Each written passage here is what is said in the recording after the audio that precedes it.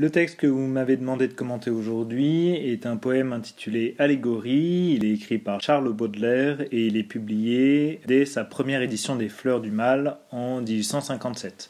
Dans cette première édition, il est numéroté 85. On est donc dans le dernier quart du recueil et il fait partie de la section éponyme, donc la section intitulée Les Fleurs du Mal. Dans la version de 1861, il occupe la place numéro 114, donc encore un peu plus proche de la fin du recueil que dans la version de 57. Le poème par son titre nous promet une allégorie, et c'est donc ce poème que nous allons lire maintenant. C'est une femme belle et de riche encolure qui laisse dans son vin traîner sa chevelure. Les griffes de l'amour, les poisons du tripot, tout glisse et tout s'émousse au granit de sa peau. Elle rit à la mort et nargue la débauche. Les monstres dont la main qui toujours gratte et fauche dans ses jeux destructeurs a pourtant respecté de ce corps ferme et droit la rude majesté. Elle marche en déesse et repose en sultane. Elle a dans le plaisir la foi mahométane et dans ses bras ouverts que remplissent ses seins, elle appelle des yeux la race des humains. Le titre promet donc une allégorie, mais à aucun moment dans le poème, cette allégorie est explicitée. À aucun moment, nous n'avons d'identification explicite de l'objet allégorisé. Ainsi, nous sommes autorisés à nous poser la question suivante, qui dirigera notre commentaire linéaire de ce texte, à savoir, de quoi allégorie est-il l'allégorie ? Pour répondre à cette question, nous diviserons ce texte en 5 mouvements, constitués chacun d'un quatrain. Je commence ainsi le commentaire. Le poème s'ouvre sur un présentatif. C'est une femme, belle et de riche encolure, présentatif qui nous présente la figure de l'allégorie, une allégorie féminine qui va être caractérisée par 2 expansions. Elle est belle, adjectif, et elle est de riche encolure, expansion du nom. Encolure ici désignant la démarche.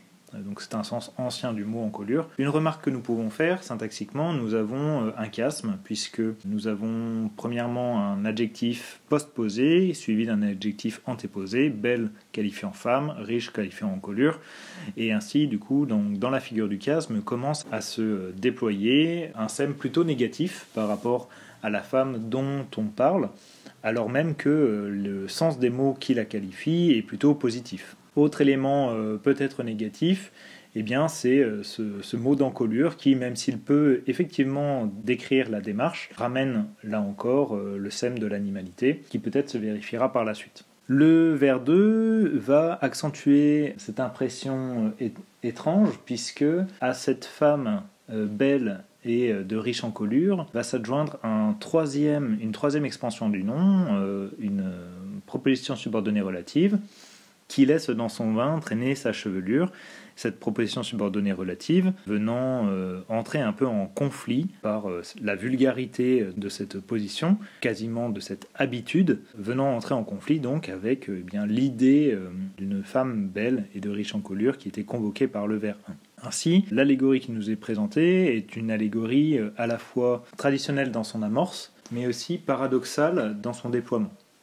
Donc cette allégorie féminine va être précisée dans les vers 3 et 4, à travers plusieurs groupes nominaux étendus par des compléments du nom, les griffes de l'amour, les poisons du tripot, le granit de sa peau.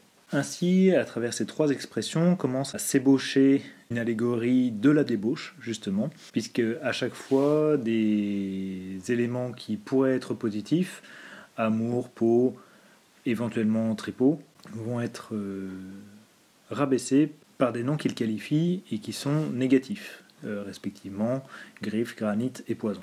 Ici va être convoqué l'univers du jeu, l'univers de l'amour sauvage, l'univers du coup de la sexualité, et tout cela va s'organiser autour de cette idée de granit de la peau que Baudelaire a déjà convoqué dans un poème qui s'appelle La Beauté. Donc je suis belle ou mortelle comme un rêve de pierre. Ce qui est intéressant de noter, c'est ces 2 verbes tout glisse et tout s'émousse, avec un sujet pronominal totalisant, tout. On pourrait penser que c'est positif avec le verbe glisser, dans le sens où elle serait hermétique à ses griffes de l'amour, à ses poisons du tripot, mais en même temps elle est pire, dans le sens où elle est plus dure que ses griffes de l'amour, que ses poisons du tripot, puisqu'elle les émousse, d'où la référence au granit, qui est une pierre extrêmement dure. Et avec l'allitération S qui insiste du coup sur la dimension serpentine de cette allégorie, éventuellement là encore une référence à la dimension mauvaise, maligne, au sens diabolique du terme, de cette figure féminine. Ainsi donc, nous avons une ébauche de la débauche, dans le sens où elle représenterait finalement les excès d'une vie dissolue. C'est ainsi que je passe à la partie 2. Partie 2 qui s'ouvre justement sur cette idée qu'elle rit à la mort, qu'elle nargue la débauche.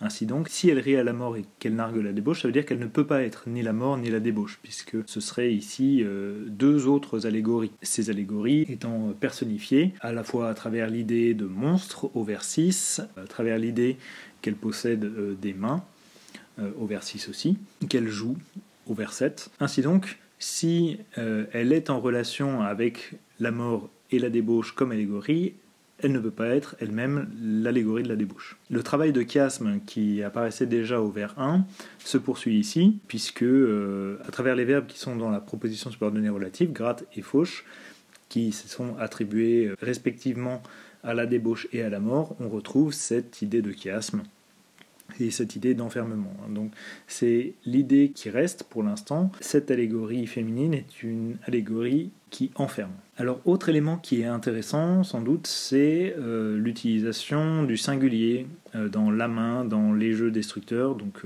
ce ne sont pas leurs jeux destructeurs, mais c'est ces jeux destructeurs, comme si finalement la mort et la débauche étaient une seule et même personne, une seule et même allégorie personnifiée. Et on arrive ainsi à cette idée qui est présente dans l'adverbe pourtant et le verbe respecter au passé composé, a pourtant respecté. L'idée selon laquelle la mort et la débauche, qu'elles soient une ou deux, peu importe, ont du respect pour cette troisième allégorie qui se caractérise par un corps ferme et droit et une rude majesté, ce qui veut dire que cette troisième allégorie est supérieure à la mort et à la débauche.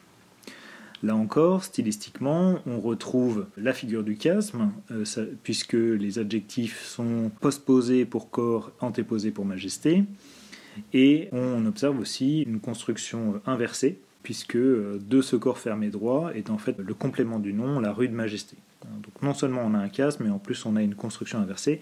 Donc on commence à voir que cette allégorie est une allégorie relativement négative, mais qui correspond à l'idée qui était convoquée avec le granit de Sappho, l'idée de la beauté. C'est la beauté éventuellement qui pourrait se rire de la mort, qui pourrait narguer la débauche, beauté qui est convoquée ici dans les adjectifs du vers 8. Je passe ainsi à la troisième partie dans laquelle le pronom « elle » est le plus présent en anaphore. Elle marche en déesse, elle a dans le plaisir, elle appelle des yeux. Et on va ici avoir une nouvelle piste pour l'identification de cette allégorie, piste explicite, puisqu'elle marche en déesse, ainsi donc elle pourrait être elle-même une déesse. Et elle repose en sultane. Ici va être convoqué tout un imaginaire érotique assez présent au XIXe siècle. Elle deviendrait ainsi en quelque sorte une déesse du plaisir.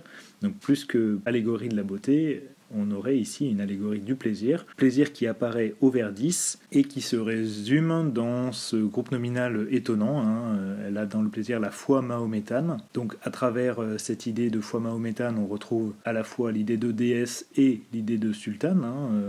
Ici, la construction n'est plus en chiasme, mais elle est en parallélisme. Et à travers cette expression, elle a dans le plaisir la foi mahométane, on comprend qu'elle a du plaisir au moins 7 fois par jour. Cette idée de plaisir, cette idée de sexualité se retrouve à travers sa figuration avec les bras ouverts, avec la référence à ses seins, avec cet appel des yeux qui était déjà présent dans le poème La Beauté, les yeux, les larges yeux aux clartés immortelles. Donc on retrouve cette idée de beauté mais aussi de plaisir. En tout cas, l'élément qui est intéressant, si on essaye toujours d'élucider ce qu'est cette allégorie, c'est qu'elle n'est pas humaine, puisqu'elle appelle dans ses bras la race des humains, ce qui signifie bien qu'elle n'en fait pas partie. Dans cette figuration, les bras ouverts, on peut reconnaître aussi une figure quasi christique, ici inversée, Donc on retrouve ces figures de l'inversion constantes, quasiment blasphématoires, de la même manière que la foi mahométane était bafouée dans son rabaissement à une sexualité débridée, eh bien la foi chrétienne va être rabaissée ici dans cette parodie christique de l'allégorie féminine. Dans la quatrième partie, on a une accélération du rythme, puisque là où le pronom « elle » était utilisé en anaphore, et bien ici il est utilisé 2 fois dans le même vers. Elle le croit, elle le sait, cette vierge inféconde. C'est une nouvelle fois une périphrase pour désigner le référent de cette allégorie. Il s'agit ici d'une vierge inféconde. On retrouve toujours cette idée de paradoxe avec cette expression qui est quasiment une oxymore, puisque si elle est vierge, on ne peut pas savoir si elle est féconde. Ou alors, elle pourrait être interprétée aussi comme un pléonasme, puisque si l'on est vierge, on est forcément infécond. En tout cas, cette idée d'infécondité, de stérilité, est une idée que Baudelaire relie très souvent au plaisir gratuit, comme on le voit dans un poème comme La femme stérile. Là encore, on retrouve ce paradoxe. La Vierge, elle est à la fois inféconde et elle est pourtant nécessaire à la marche du monde. Donc, elle ne peut pas faire progresser la race humaine, mais en même temps, elle lui semble nécessaire, et on retrouverait ici cette idée de plaisir. Mais le plaisir non fécond, alors que c'est elle, elle sait que la beauté du corps est un sublime don qui de toute infamie arrache le pardon. On retrouve cette idée de corps, on retrouve cette idée de beauté qui était convoquée dans les vers précédents, dans les quatrains précédents. Simplement, on a une idée nouvelle ici, une idée de don, quelque chose qui serait donc donné gratuitement, quelque chose dont on bénéficie et quelque chose qui est sublime. On retrouve là un des termes que convoque le parcours avec la sublimation, qui est une opération alchimique. Donc cette beauté du corps est une sublimation, c'est une amélioration, mais c'est une amélioration dont on bénéficie. Et c'est une sublimation qui de toute infamie arrache le pardon, c'est-à-dire qui rend acceptable tout ce qui n'est pas noble. On retrouve encore des thèmes qui sont chers à Baudelaire avec donc cette mise en beauté de ce qui n'appartient pas normalement aux lettres de noblesse de la poésie. Et c'est ainsi que on en arrive à une quatrième possible allégorie. Cette allégorie serait simplement l'allégorie de la poésie, puisque elle est effectivement inféconde, dans le sens où elle n'agit pas. Elle est pourtant nécessaire à la marche du monde, puisque la poésie est celle qui en raconte les faits, originellement. Elle est celle qui transforme le corps en beauté, elle est celle qui transforme par sa forme le réel, et qui sublime finalement, comme dans la charogne, ce qui normalement ne devrait pas appartenir au domaine de la poésie. Et on termine ainsi avec ce dernier quatrain, qui s'ouvre sur cette ignorance de l'enfer et du purgatoire. Enfer et purgatoire qui, dans l'édition de 61, auront une majuscule pour insister sur leur dimension symbolique et religieuse. Si elle ignore l'enfer et le purgatoire, sans doute qu'elle est dans ce troisième lieu, le paradis éventuellement. Et quand l'heure viendra d'entrer dans la nuit noire, elle regardera la face de la mort ainsi qu'à nouveauté sans haine et sans remords. Donc ici on retrouve l'idée de la mort qui était déjà présente dans le deuxième quatrain. Là encore, l'expression est intéressante, elle regardera la face de la mort et non pas elle regardera la mort en face. On retrouve le même type de construction inversée que ce qu'on avait par exemple dans le vers 8. C'est toujours une allégorie inversée finalement, et elle regardera la face de la mort ainsi qu'un nouveau-né. La construction là encore est intéressante. Elle regardera la mort comme elle regarderait un nouveau-né, ou alors comme un nouveau-né regarderait la mort. Donc on ne sait pas qui est le référent du nouveau-né ici.